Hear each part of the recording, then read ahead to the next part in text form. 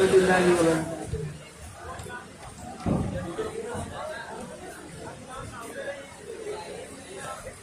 बिस्मिल्लाहिर्रहमानिर्रहीम। जनाबे सदर, कल रात को मैंने एमसी के कोऑर्डिनेटर को फोन किया और मैंने उनसे कहा कि मुझे कल रात के मौज़ूआत तो बता दीजिए, तो कहने लगे अभी बता देते हैं।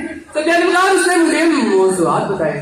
पहला, दुनिया में ठिकाने दो ही तो हैं। दूसरा, और मंजर बदल गए। तीसरा, ये अपने बस की बात नहीं। अब तेरा क्या होगा कालिया? जब उसने मुझसे ये कहा तो मुझे शदीद गुस्सा आ गया और मैंने मुसम्मा इरादा कर लिया कि मैं इसी मौजू पर तकरीर करूंगा, क्योंकि ये दर्द सिर्फ मैं ही महसूस कर सकता हूँ। जनाबी वाला, आपको बताता चलूं कि काला होने के दो बहुत बड़े फायदे हैं। काला होने का पहला फायदा ये है कि काला दुनिया का वाहिद रंग है जो हर रंग पे चढ़ जाता है, और काला होने का दूसरा फायदा ये है कि सूरज रूप होने के बाद आप मुझे नहीं देख सकते, सिर्फ महसूस कर सकते हैं। सत्याली बकार, मेरी आज की तकरीर उस दिन के नाम जिस दिन मैं पैदा हुआ। मेरी आज की तकरीर हसीना के नाम जो कल भी जिंदा थी और आज भी जिंदा है। मेरी आज की तकरीर भावलपुर के उन खूबसूरत स्मार्ट हैंडसम लड़कों के नाम जो यहाँ पर पाए ही नहीं जाते। मेरी आज की तकरीर एमसी की मैनेजमेंट के नाम जिसने इस रंगारंग तकरीर में वलीमे का टच भी दिया है। तो बात शुरू करता हूँ अपनी पैदाइश से। 8 अप्रैल 2005 अमावस की रात थी, गुप्त अंधेरा। काले कोट वाले अपने दिन यौम स्याह मनाने का इरादा रखते थे। बिजली मामूल के मुताबिक गैर हाजिर गंगाराम अस्पताल में खामोशी छाई हुई थी। मरीज घोड़े बैठ के सो रहे थे कि अचानक सच्चा बच्चा खाने में खामोशी ने अपना दम तोड़ा और पूरा अस्पताल अस्तगफिरुल्लाह की सदाओं से गूंज उठा। नफ्सी का आलम था। बच्चे माओ के सीनों से लिपट गए। ना बाप को बेटे की फिक्र, ना भाई को बहन की फिक्र। जनाबे वाला, वहां कोई बम नहीं पड़ा था, वहां कोई कुछ हमला बर्ड दाखिल नहीं हुआ था, वहां तो एक हसीन नौजवान पैदा हुआ था। जनाबे वाले, ये बात मेरे वालिद मोहतरम पर गुजरी और वो हटवाते हुए पेशेंट थिएटर की तरफ चल दिए। इतने में आईकर कुर्सी पट्टी नर्स बाहर आई, कहने लगी भाईजान, बंदा काला होता है, बंदा शरीर काला होता है, बंदा दूध काला होता है, पर ये क्या होता है? सत्यालिमुगार, इतना ही नहीं, पूरे मुल्क में फखरे दीन ने सदका और खैरात की अपील कर दी कि मुल्क पर ऐसी बलाएं आती रहती हैं। हुकूमत पाकिस्तान ने अगले दिन यौम स्याह नहीं बल्कि यौम काला स्याह मनाने का ऐलान कर दिया। जनाबी वाला, हम कालों के साथ तो बचपन से ही जाती होती आ रही है। अब आप इससे हालात को देख लीजिए।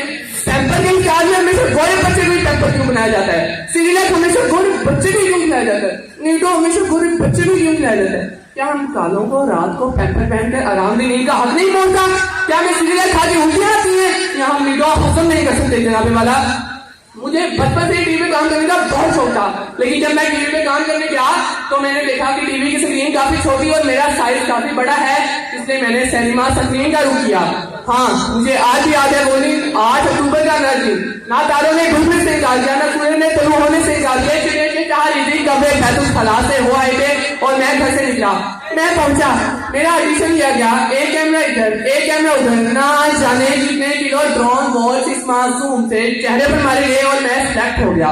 जनाबे वाला, मुझे तो बाद में इंकशाफ हुआ कि वो कोई फिल्म नहीं बल्कि फेयर एंड लवली का इश्तिहार था। मैंने जब वो इश्तिहार टीवी पे देखा तो मेरी तस्वीर के साथ जो भाई कंपेयरिंग कर रहे हैं कि तस्वीर के ऊपर लिखा हुआ था इस्तेमाल से पहले, इस्तेमाल के बाद। जनाबे वाला, मुझे मालूम हो गया कि मेरा मुकद्दर भी मेरे रंग की तरह काला स्याह है। मैंने जमाने भर की ठोकरी खाने के बाद एक जगह परचून की दुकान खोली। मेरे पास एक शख्स आया, कहने लगा भाईजान, ये दाल कैसे लगाई है? मैंने कहा 80 रुपए किलो। कहने लगा अच्छा हाथ धोकर पैक कर दें। जनाबे वाला, फिर मैंने नया बिजनेस शुरू किया। हाँ, मैंने तेल की रेडी लगाई। मेरे पास एक शख्स आया, कहने लगा भाईजान, ये तेल कैसे लगाया है? मैंने कहा 80 रुपए किलो। तो कहने लगा, उसने पूछा ये तेल असली है या नकली? मैंने कहा आप चेक कर सकते हैं। उसने अपनी जेब से माचिस निकाली और तेल बाकी असली निकला और मैं जहां से काला नहीं था वहां से भी काला हो गया। सदर अमेरिका चाहे मुझे 100 साल आगे क्यों ना हो, लेकिन उसका सदर मुझसे 10 से 1 मिनट पीछे ही होगा। आप पूछते हैं कि मेरा क्या होगा? मैं एक प्रोफेसर हूँ काले का। लफ्स वाले मेरे पीछे पीछे पिटते हैं कि नहीं हमारा साबुन इस्तेमाल कर ले।